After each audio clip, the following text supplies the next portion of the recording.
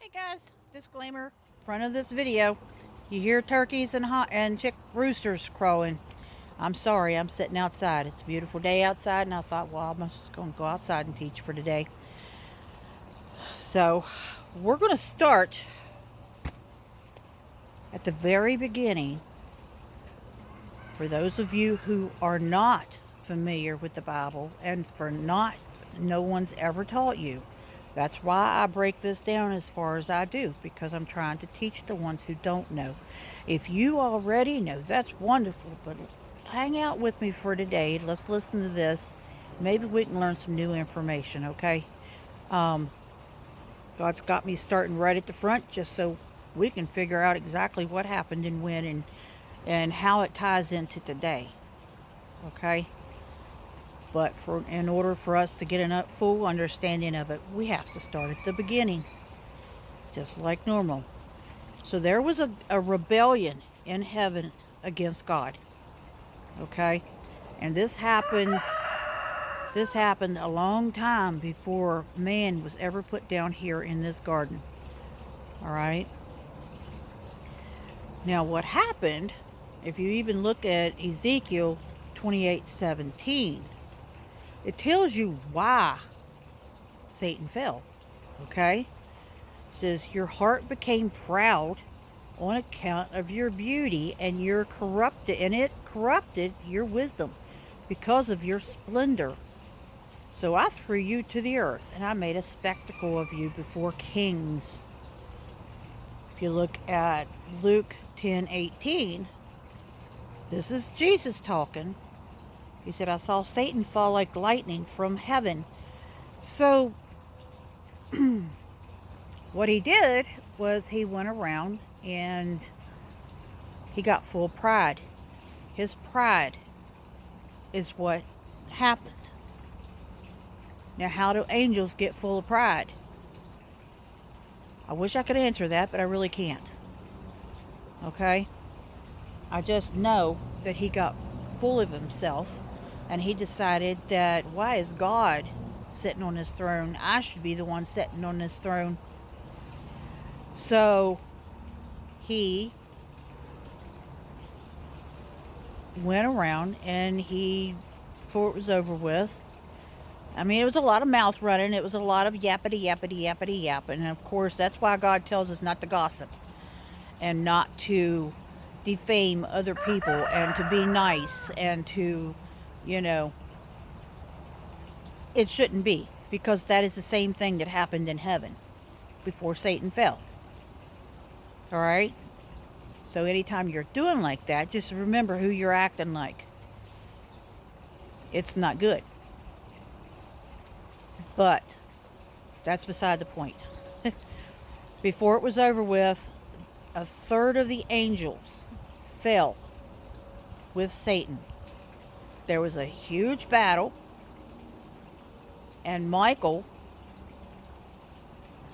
defeated Satan in a one-on-one, all-out war that involved the warrior angels that were in heaven and Satan in his third. And they got kicked to the earth.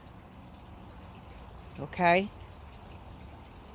And King Jesus saw him fall out of heaven as he was being kicked out.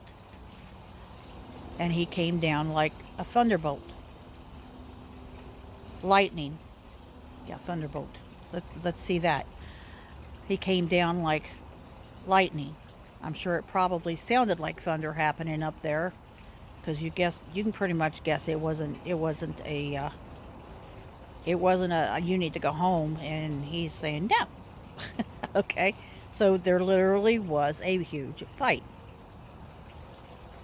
which, by the way, is still being fought over you above your head, and you just don't know it. They still fight over us, and they have been ever since Adam and Eve was put down here. Okay? Every person that is put down here gets fought over, because the evil wants you and God's fighting for you. the good angels are fighting for you to give you a chance to come back home. That's a chance they will never have. They do not ever have a chance of being able to go back home. And they're trying to keep you from being able to do the same thing that they can no longer do. Okay? Anything that is for God, Satan is against, and therefore he wants it. So he's trying to collect you like a pretty rock. Like something that, ha, I got him, you can't have him kind of thing. Alright? So be aware of what kind of games are actually going on around us. Understand what they are and understand what they're for. Now, God put Adam and Eve in the Garden of Eden. He just cornered off a big piece in between 3 main rivers in the Middle East. And no, I'm not going to go into huge detail. I mean, it's all in the Bible. I'm going to skirt across the top of it.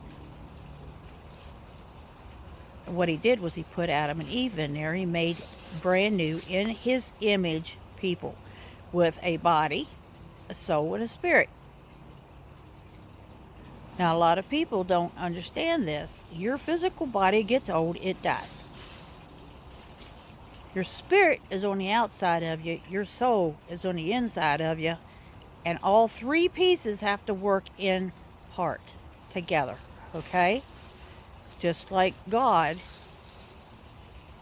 Jesus Christ, the Son, and the Holy Spirit. 3 pieces, all parts of the same piece. That's your Trinity. We are in a Trinity. Okay?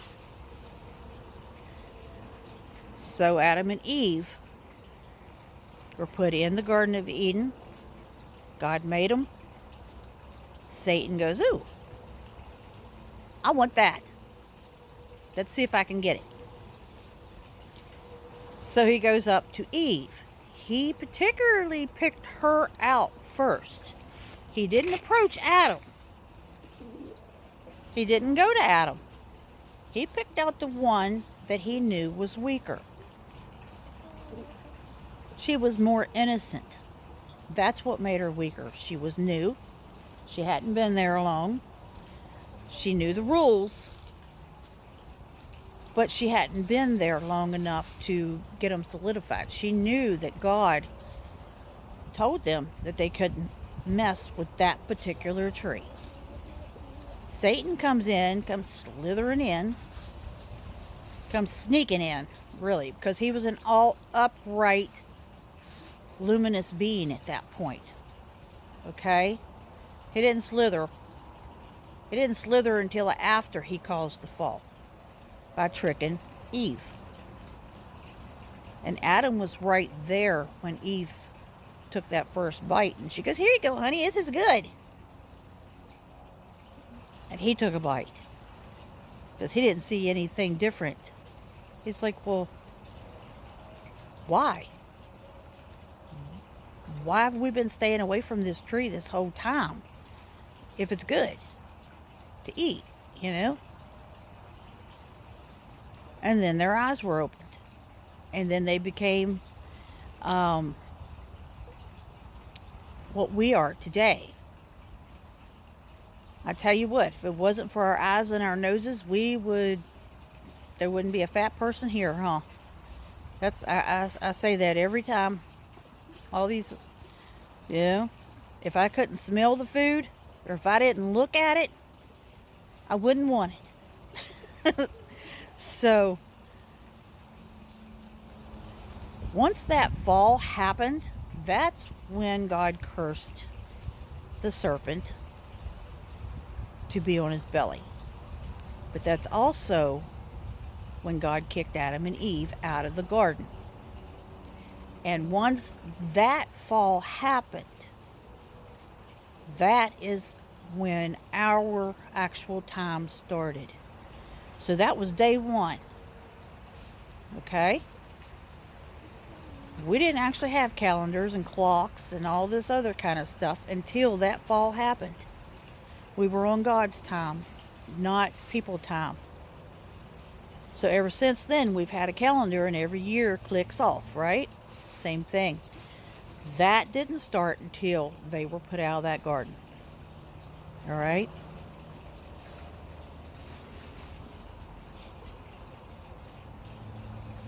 Um, so yes, they made babies.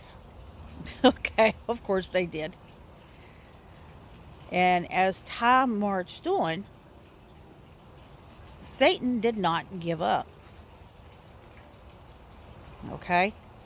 And he manipulated the situation. What do I mean? I mean, Enoch was born, I did the timeline. Enoch was born approximately 500 years after Adam and Eve fell. Okay? I'm going to show you this.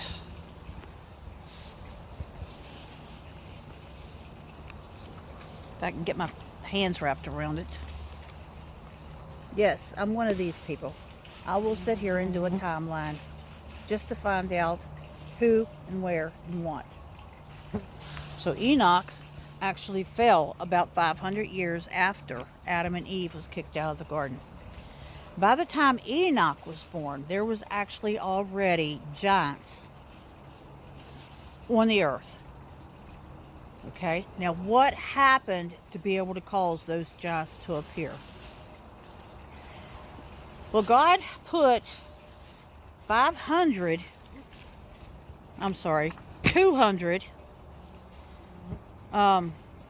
angels to watch over the people that were stalking the earth. Okay? He had us they were called the Watchers.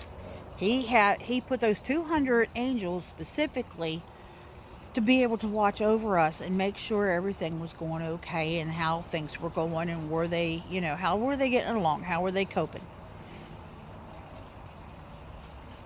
Well, those 200 angels, once the earth started populating itself, decided, wow, those women are looking pretty good. All right. So we already went over the fact that angels, that we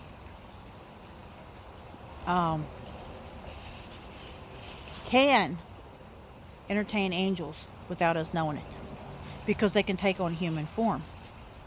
So those 200 angels that were supposed to be watching over us and making sure that we were okay and that we were doing what we were supposed to be doing, and that we were repopulating the earth, and we were, was dividing and making sure that things were going well.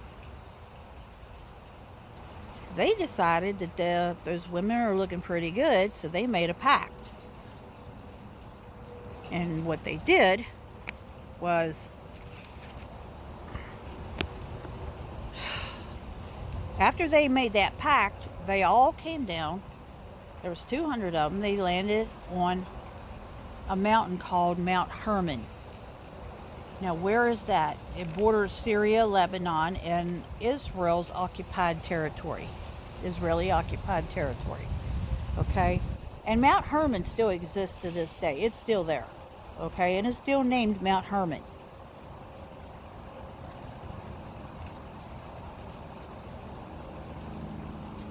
And when they excavated the top of Mount Hermon, when they went up there to find out where these guys had landed,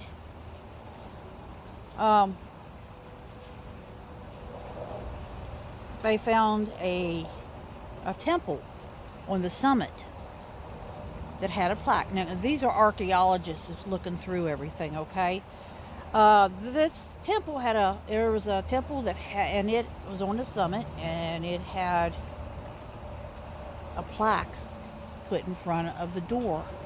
And it said, according to the greatest and holy God, those who took an oath proceed from here, and it was written in Greek. Well, nobody ever thought to look on top of Mount Hermon for a temple or a plaque that indicated where those 200 angels, fallen angels at that point, because once they made that pact and they stood in agreement that they were going to come down and take wives for themselves, then all 200 of them, they made a pact amongst themselves that all of them were going to go in together and do it regardless. So once that decision was made, they landed on Mount Hermon, and then they went into the whatever townships, which happened to be Babylon. They were close to Babylon. They were close to Canaan. Okay? So they were in that area. They were in the Middle East.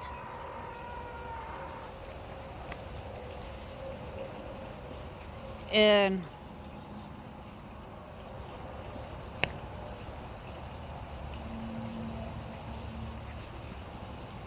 there was 1, 2, 3, 4. There were 6 of the main ones. I guess they were the ones that were in charge.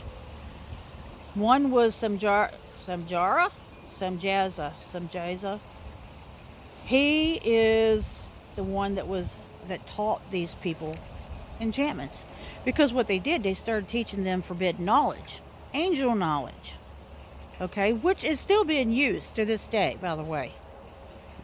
All this stuff all these new improvements and mess that's happening in our world right now today, yeah, it's forbidden knowledge.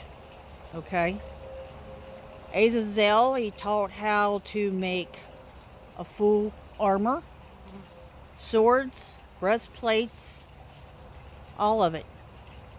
He taught them how to fight. He also taught them how to make jewelry and makeup and how to apply the cosmetics to be seductive. Okay? So he taught the women how to be hoe bags. Just saying. The art of seduction through beautification is what they politely put it. But that is exactly, he taught all these people how to be things that God did not need them or want them to be. Alright? Ormaros taught the revolving of enchantments. Bacalhil taught astrology. Cacobel, constellation knowledge. Ezequiel, cloud observation. And Serial was a course of the moon. So he taught these people all about the atmosphere and things of this nature that what should have been them learning how to make pottery, learning how to make fire, and learning how to hunt and grow their own food and how to garden, and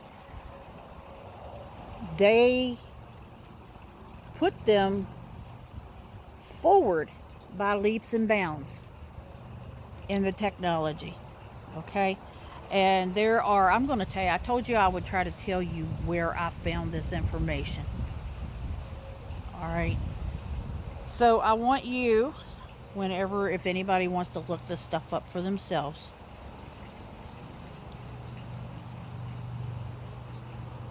what they did was they ran the whole book of Enoch through Grok.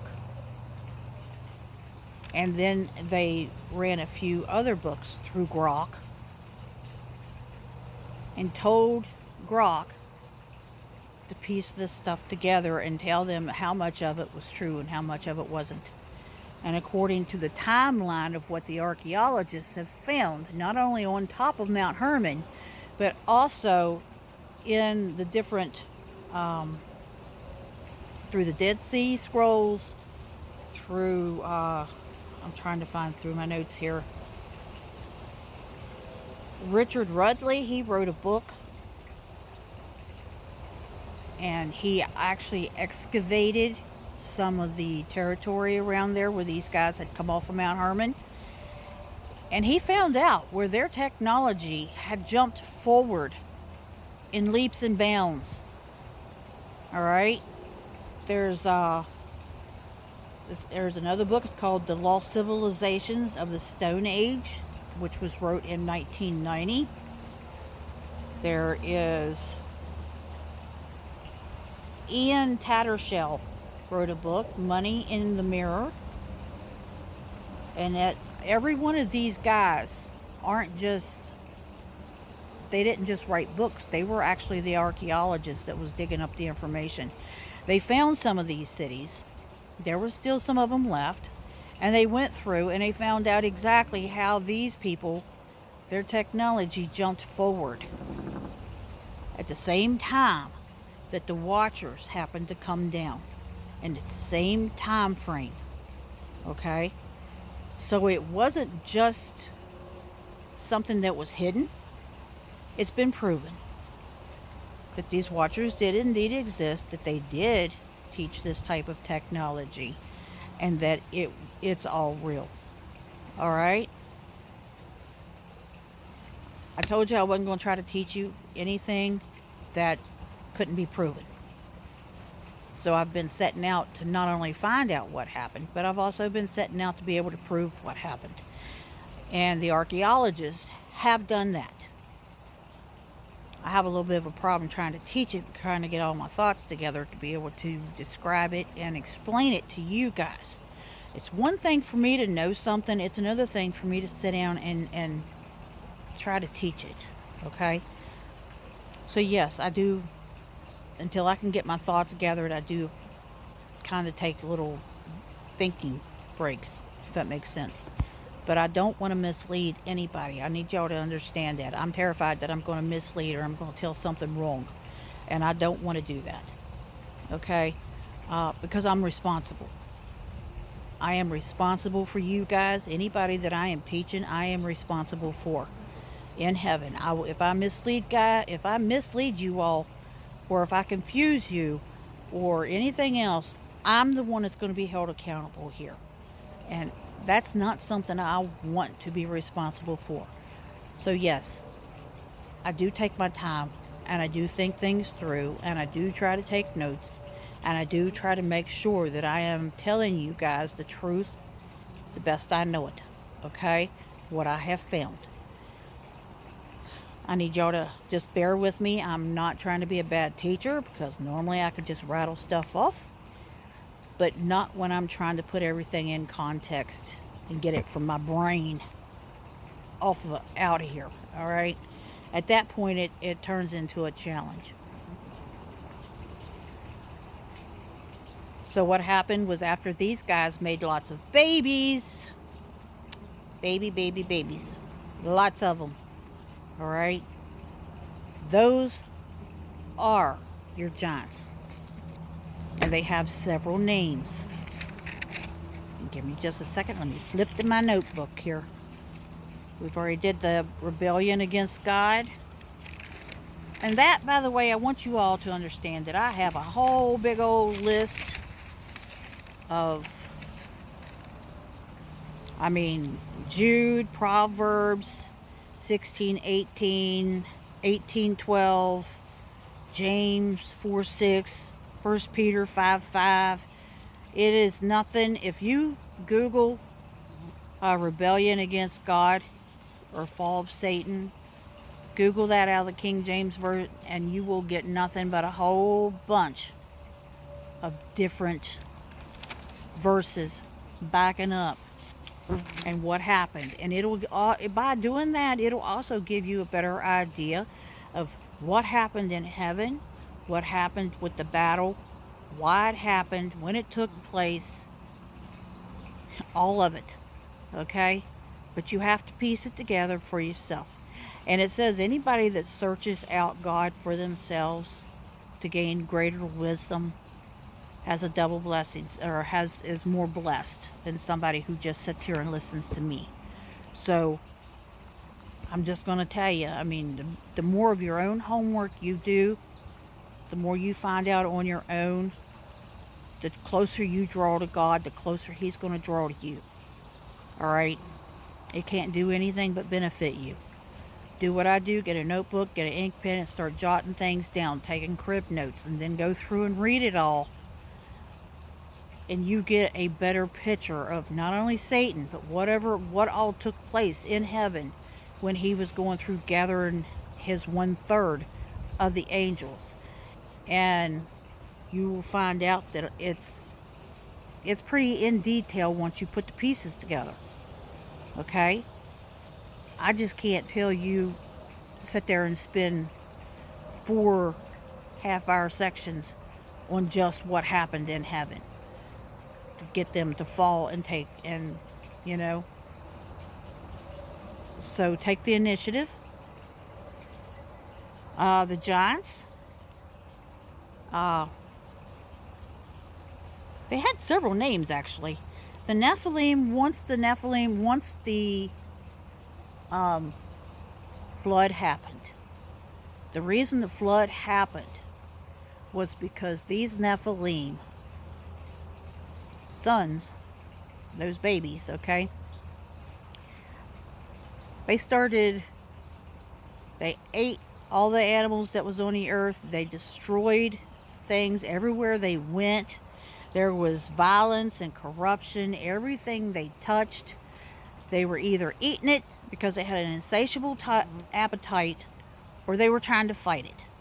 All right, it got to the point where they were running around trying to eat people. They turned into cannibals. So they were fighting each other and then eating each other as well. Okay, so that's when God stepped in, and he's like, no, we're not doing this anymore.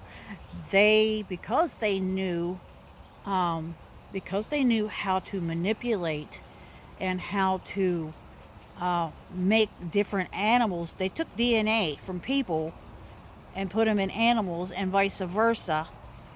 They had corrupted the animals that were down here. They had corrupted the vegetables, the fruit. You remember when Joshua was taking the Israelites, and they were out taking over their land, and sent out 12 guys to spy out the new land, and they come back with this massive pot of grapes that was on a stick between 2 guys being carried, because that was how big the fruit was. And they said 10 out of the 12 said, no, we can't do this. We look like grasshoppers in our own sight.